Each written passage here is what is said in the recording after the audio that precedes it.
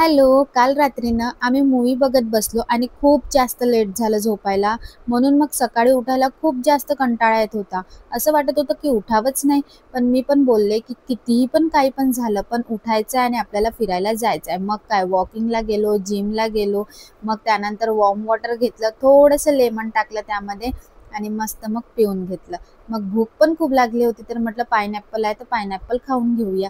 मग त्यानंतर 12 वाजले आणि स्वयंपाक रेडी झाला होता. तर मी म्हटलं जेवण करून घेऊया.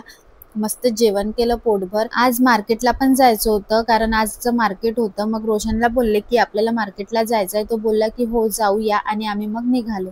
तिकडनं आली तर थोडा चहा ठेवला. चहा ठेवल्यानंतर मग स्वयंपाकाची तयारी केली. मग पाईनॲपल दिसलं मला, तर मी म्हटलं खाऊन घेऊया. तसं पण भूक तर लागलीच आहे. पाईनॲपल खाऊन झालं. मग त्यानंतर ना आज मला मसाल्याची भाजी करायची होती, त्यामुळे मग मसाला रेडी करायला घेतला. कधी पण मसाल्याची भाजी करायची राहिली तर थोडा लेटच होते स्वयंपाकाला. अशा प्रकारे मग स्वयंपाक रेडी झाला आणि माझा दिवससुद्धा खूप छान गेला.